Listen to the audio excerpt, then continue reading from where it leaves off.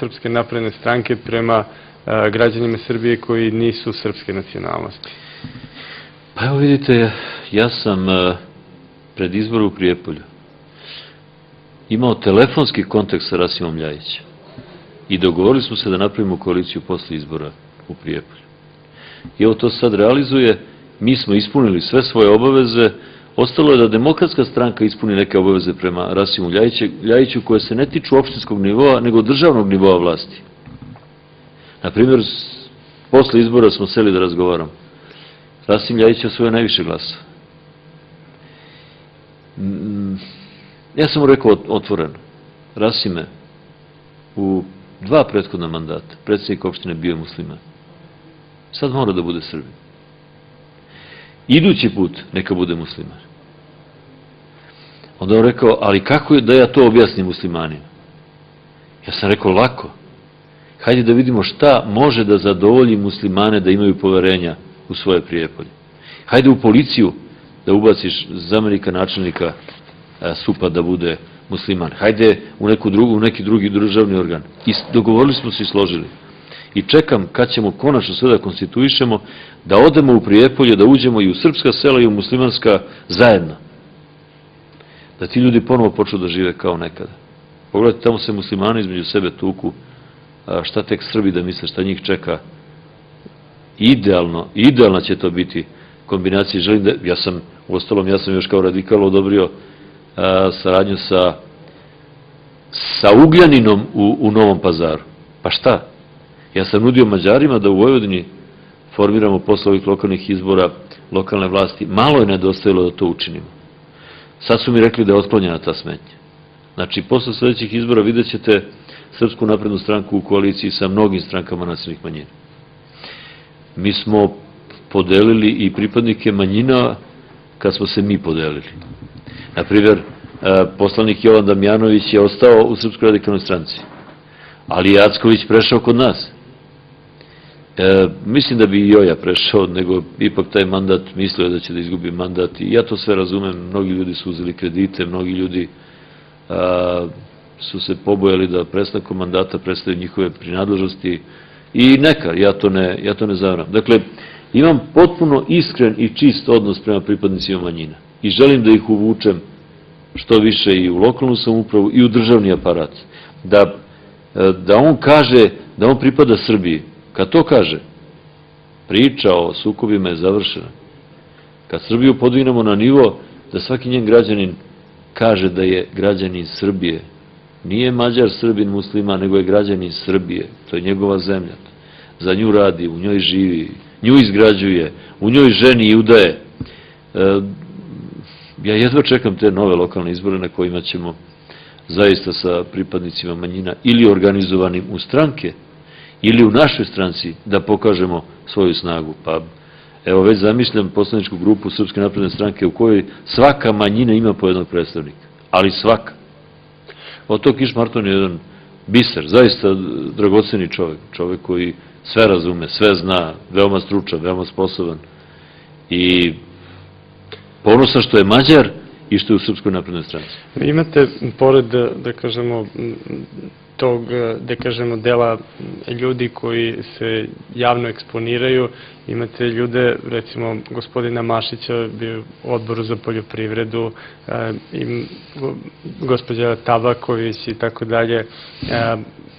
Prišli su im neki ljudi, poput gospodina Arsića, koji i nisu bili, da kažemo, članovi Srpske radikalne stranke, gospodin Jušić i tako dalje i tako dalje. Čini se da kažemo, Srpska napredna stranka ipak, kako kažemo, menja profil da to, menja profil prosto običnog, u čemu se razlikuje naprednjak od radikala? To sam hteo da pitam. Pa, znate, ja se razlikuje? Mnogo su čestiti ljudi tamo i bili i sad je ostalo čestitih ljudi, zato što ja se ne trudim previše da im dokažem zašto to sad tamo ne valja. Žao mi je. Nekad sami dolaze do saznanja. Ponekad moram da kažem nešto što je potpuno promenilo tu Srpsku radikalnu stranku. To što sam i juče rekao o Šešeljevom stavu o Kosovu i Metohiji. Dugo nisam želeo da govorim i Dragan Todorović nije rekao da to nije istina. On je samo promenio reči.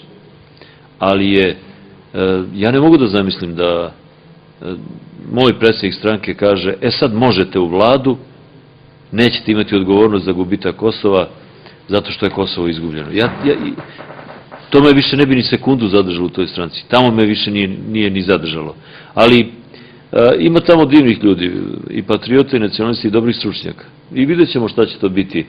Ja ne gledam stranku kroz poslanike. Ja gledam kroz ogroman broj članova koji će imati prilike da se opredeli do izbora i mislim da će biti na našoj strani. Profesor Mašić, najveći stručnjak za poljoprivredu u Skupštini Srbije, grubo mu ne dozvoljavaju da vodi sednice odbora za poljoprivredu. Dođe njih 50, pevaju četničke pesme. A lepo to, samo šta je cilj, šta je svrha? Jorgovanka Tabaković.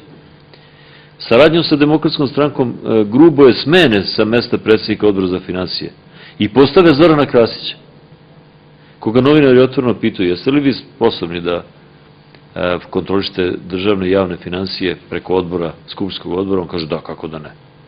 On je odličan pravnik, ali ne sme da kaže da je odličan ekonomista, jer to bi onda bilo zaista katica za sve, što bi rekli kod nas. Vi ćete biti iznenađeni, javnost Srbije. Ja planiram jednu javnu promociju nekih članova stranke.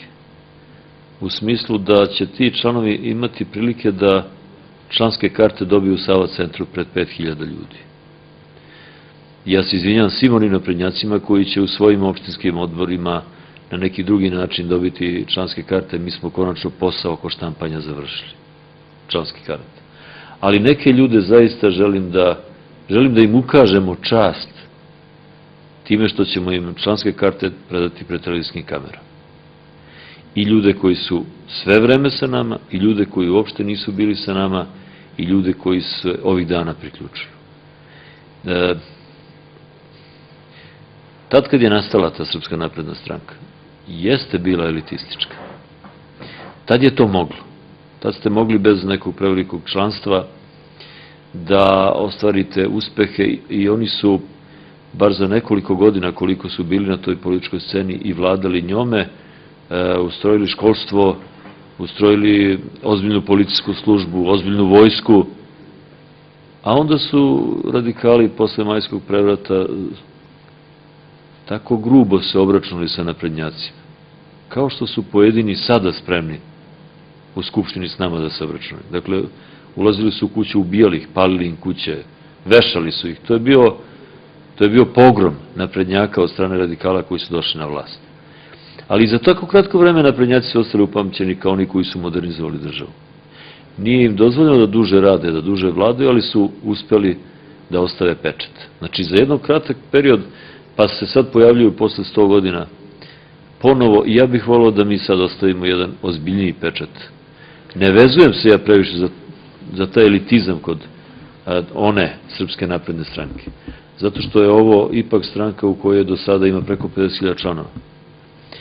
I bit će u njoj i elita, ali je svako dragocen. Svaki član u ovoj stranci je dragocen zato što može mnogo da pruži. Ali mi je drago kad vidim da ljudi za koje znam da misle svojom glavom, da je ta glava puna znanja, da ih ceni ne samo Srbija, nego ceo svet, kad se pohvalno izraze o stranci, o njenim idejama, o njenom programu, o njenim nastupima, i kad kažu pomoći ću, možda neću da budem član, ali svakako će biti prepoznatljivo da ja podržavam vašu politiku i vašu ideologiju.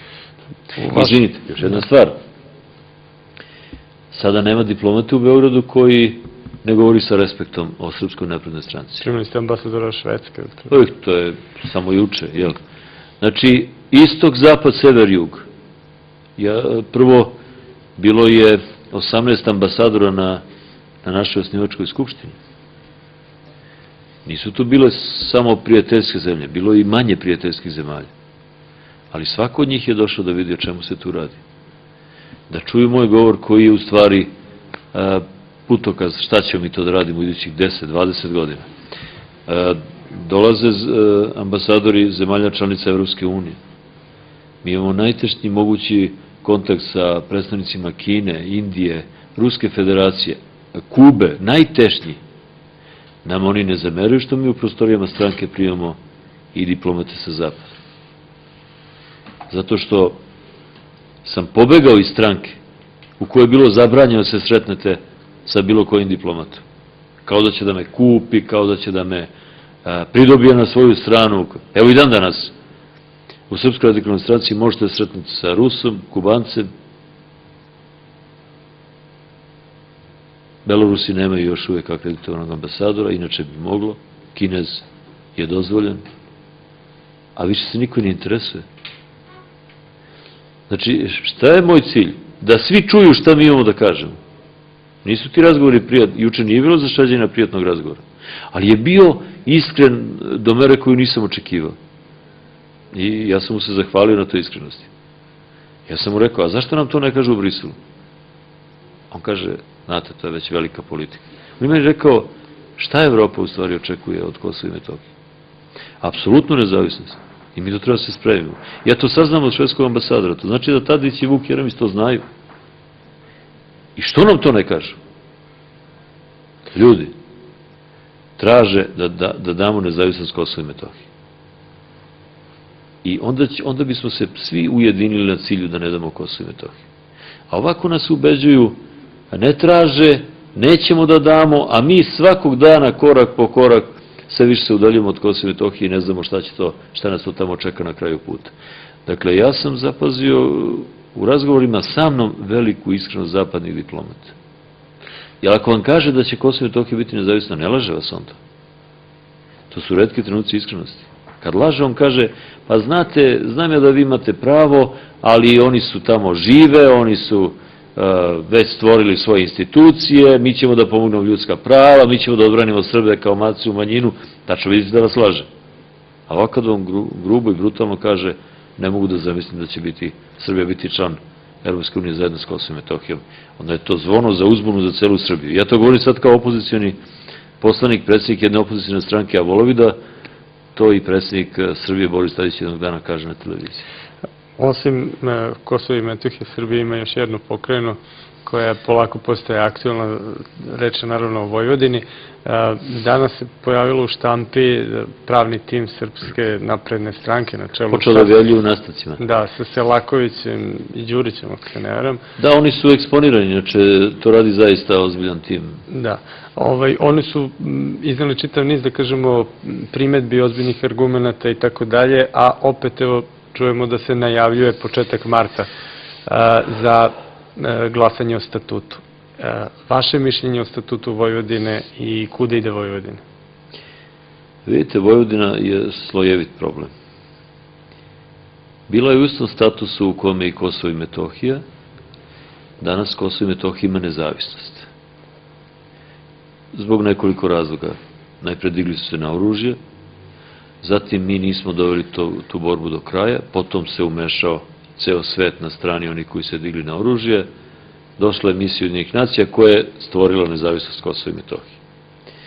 Vojvodina je bila ugrožena pre one jogurt revolucije izuzetno tim autonomaštvom, onda je kohezijni faktor, srpski faktor potpuno pobedio u Vojvodini, da biste sad imali ponovo negde na pola, rekao bih, osjećanja mešovita, pa čak i kod Srba u pogledu statusa Vojvodine, zato što se pojavio onaj problem bogatog severa i siromašnog juga. Kao Italija? Nije Italija, ali mnoge, ne samo Italija, mnoge države imaju taj problem. Kod nas je izražen zato što još onom parolom kuda idu naši novci. I onda je DOS činio ustupke vojvođanskim vlastima, nesvestan toga da tim malim ustupcima se polako pripremate do velikog, jer nikad nije zadovoljen onaj kome činite male ustupke, kad vidi da može i nešto veliko. I došli smo u situaciju da Demokratska stranka nepromišljeno